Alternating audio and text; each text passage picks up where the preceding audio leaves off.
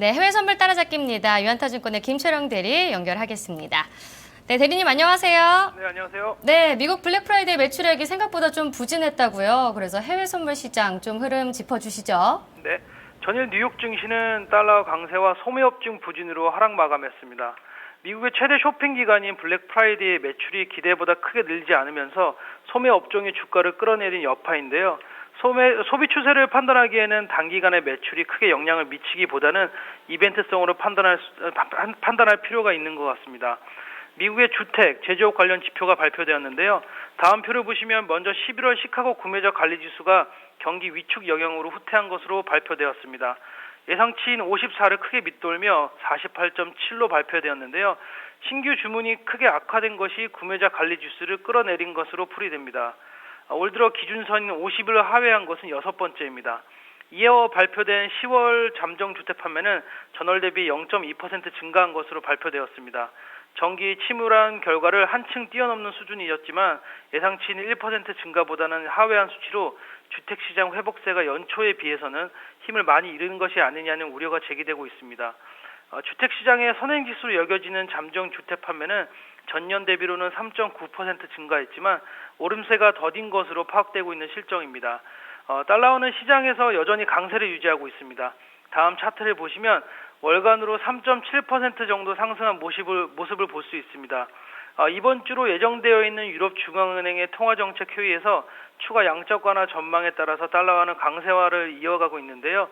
하지만 이날 발표된 경기 지표가 기대에 못 미치며 상승폭은 다소 둔화된 모습이었습니다. 달러 인덱스는 전 거래일보다 0.14% 오른 100.2를 기록했고 장중 100.31까지 상승하며 8개월 반 만에 최고치를 기록했습니다. 국제유가는 약보합권인 배럴당 6센트 하락한 41달러 65센트의 거래를 마쳤습니다. 11월 한 달간으로는 10% 정도 하락한 수치인데요. 여전히 시장 내에서는 원유 생산량이 현 수준보다 높아질 것이라는 가능성이 대두되고 있습니다. 차트를 보시면 장시작 전 터키와 러시아 간 영공 침범에 대한 두 나라의 이견이 다시금 지정학적 리스크로 확대되는 모습에 가격이 크게 상승한 모습을 보았습니다. 하지만 미국 시장이 개장하며 발표된 지표들의 영향을 받으며 등락을 반복했습니다. 유럽장 막바지에 오펙 회의를 사흘 앞두고 로이터는 원유 생산량이 증가했다는 보고가 나오자마자 유가는 매도 세력이 확대되며 하락했습니다.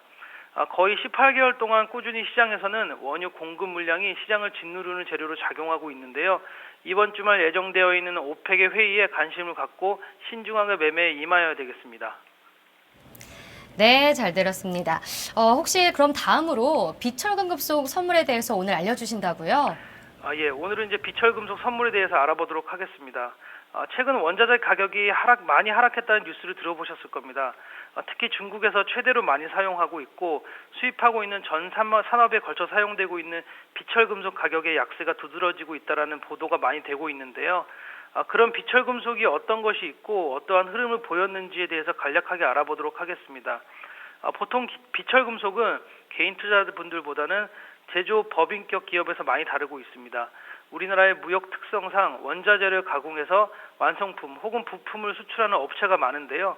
가장 많이 사용되고 있는 구리라고 불리우는 전기동, 알루미늄, 니켈, 아연, 납이 거래가 많이 되고 있습니다. 다음 그림을 보시면 비철금속을 주로 사용하는 법인의 거래 방식을 볼 수 있는데요. 주요 비철금속을 선물을 다루는 경우는 제조업체들이 금속 현물을 수입해서 가공하는 공정 동안의 가격 변동에 대한 해지를 위해서 선물 거래를 합니다. 주로 이용하는 세계 거래소는 LME, 즉 런던 메탈 익스체인지라는 장외 거래소를 이용하고 있습니다. 그렇다면 거래량도 풍부하고 전 세계 많은 제조법인, 상사, 그리고 생산자들이 참여하는 이러한 시장 구조상 최근 저점이라고 인식되고 있는 원자재 시장에 투자하고 싶으신 개인 투자자분들은 어떤 거래소를 찾아야 할까요? 시카고 상품거래소 CME는 규격화된 전기동 상품을 상장시켜 거래가 가능하도록 하고 있습니다. 다음 표를 보시면 거래소 전기동의 상장 명세표가 있습니다. 보시면 아시다시피 계약 단위는 25,000파운드고요. 가격 표시는 파운드당 미국 센트를 의미합니다. 한 틱의 가치는 12.5달러이고 하루 평균 5만 건 이상, 많게는 8만 건 정도 거래되는 풍부한 거래량을 보이고 있는 상품입니다. 최근 중국의 경기 둔화에다 주요 생산지의 감산 주저로 인해서 추후 원자재 전망이 여전히 어둡다는 시선이 많습니다. 또한 미국 금리 인상에도 달러 강세를 보이며 원자재 상품 시장에 부담을 주는 실정인데요.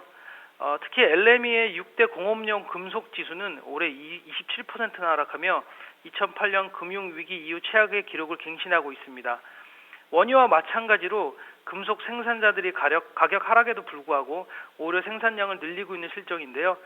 전문가들은 조만간 바닥을 형성하며 상승 예측하고 있지만 이도 빠르면 내년 하반기로 내다보고 있는 실정이라 수요가 확실히 되살아나지 않는 이상은 당분간 바닥권 형성을 위한 가격 움직임을 보일 것이라고 전망하고 있습니다. 중국의 경기 회복세를 점치는 원자재 수요 물량을 기대하고 원자재 슈퍼사이클이라고 하는 하락기 중반을 넘어서는 단계에서 추후 가격 상승 시기에 투자 기회를 엿보는 상황 판단이 필요한 실정입니다. 네, 대리님 잘 들었습니다. 네, 고맙습니다. 네, 오늘 해외 선물 알아봤습니다. 다음은